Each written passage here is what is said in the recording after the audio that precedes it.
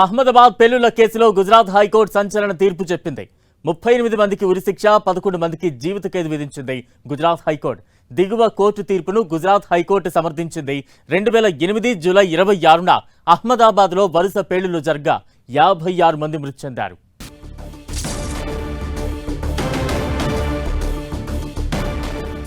Breaking news చూస్తున్నాం. అహ్మదాబాద్ పేలుళ్ల కేసులో Gujarat high court సంచలన తీర్పు వెలువరించింది. దానికి సంబంధించిన బ్రేకింగ్ న్యూస్ మనం చూస్తూ ఉన్నాం.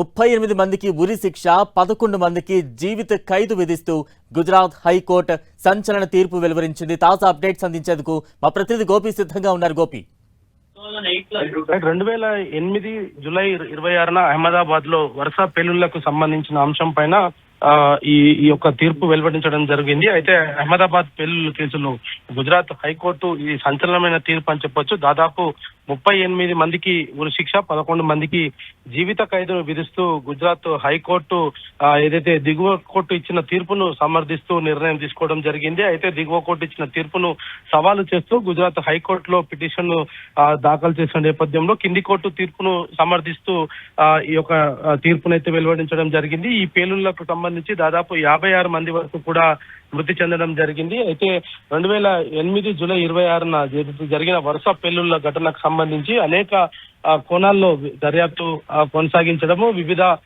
అంశాలకు సంబంధించిన సాక్ష్యాలను కూడా కోర్టులో ప్రవేశపెట్టిన నేపథ్యంలో దిగువ కోర్టు ఇచ్చిన తీర్పును దాదాపు 38 మందికి ఉరి శిక్ష, 11 మందికి జీవిత ఖైదు విధిస్తూ దిగువ కోర్టు తీర్పుని ఇవ్వడం జరిగింది. దాన్ని సవాలు చేస్తూనే గుజరాత్ హైకోర్టులో పిటిషన్ దాఖలు చేశారు. అయితే మానవతా దృక్పథంతో ఈ కేసును చూడలేమంటూ కూడా ఈ సందర్భంగా కోర్టు వ్యాఖ్యానించడం జరిగింది. వరుస పేలుళ్లకు దేశంలో విధ్వంసం సృష్టించేందుకు కుట్ర పన్నిన వ్యక్తుల పైన కనికరం చూపకూడదు అంటూ కూడా గుజరాత్ హైకోర్టు ఈ సందర్భంగా వ్యాఖ్యానించడం జరిగింది. దిగువనిచ్చిన కోర్టు తీర్పును సమర్థిస్తూ గుజరాత్ హైకోర్టు మరోసారి ఈ తీర్పును వెలువరించడం జరిగింది. గోపి, అంటే 2008 పేలుళ్లకు సంబంధించి ఇప్పుడు అహ్మదాబాద్ హైకోర్టు అయితే తుది తీర్పు వెలువరించిన సిచ్యువేషన్ మనం చూస్తూ ఉన్నాం. ఇంతకాలం ఎటువంటి వాదోపవాదాలు కొనసాగాయి? ఎటువంటి కీలక ఆధారాలు కోర్టు ముందు సబ్మిట్ చేశారు?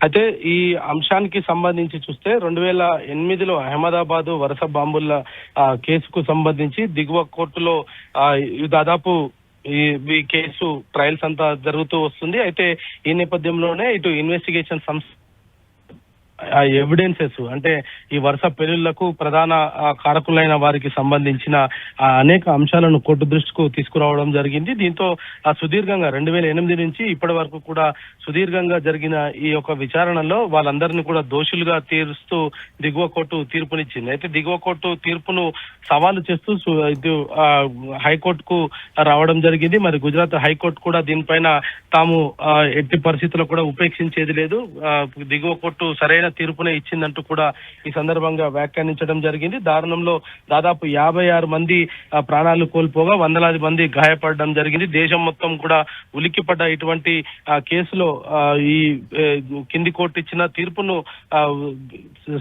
ప్రాధాన్యత సంతరించుకుంటూ హైకోర్టు కూడా అదే తీర్పును కొనసాగించాలంటూ కూడా చెప్పడంతో మరి అహ్మదాబాద్ వరుస పేలుళ్ల కేసుకు సంబంధించి మరి ఈ తీర్పు అయితే వెలువడించడం జరిగింది. మరి ఈ నేపథ్యంలో గతంలో కూడా అనేక సందర్భాల్లో కూడా ఇటు ఉగ్రవాద సంస్థలకు సంబంధించి లేదా ఇతర సందర్భంలో కూడా ఇటువంటి విధ్వంసం సృష్టించే వ్యక్తులపైన ఎట్టి పరిస్థితులు కూడా ఉపేక్షించకూడదు అంటూ కూడా కోర్టులు ఇటు దేశ అత్యున్నత న్యాయస్థానం కూడా అనేక తీర్పుల సందర్భంగా కూడా వ్యాఖ్యానించడం జరిగింది. ఇప్పుడు తాజాగా అదే అంశాన్ని గుజరాత్ హైకోర్టు మరోసారి సమర్థిస్తూ తీర్పునివ్వడం జరిగింది. అయితే దాదాపు 56 మంది మృతి చెందడము, అదేవిధంగా వందల మంది గాయాలకు కారకులైన వ్యక్తులపైన ఎట్టి పరిస్థితుల్లో కూడా కనికరం చూపించకూడదు అనేది కూడా కోర్టు ఈ సందర్భంగా వ్యాఖ్యానించడం జరిగింది. మరి దీన్ని తదనంతర పరిణామాలు దాదాపు దేశంలో ఇప్పటి వరకు కూడా ఒకేసారి ఇటువంటి సంచలన తీర్పు ఇచ్చిన దాఖలాలు లేవు. మరి గుజరాత్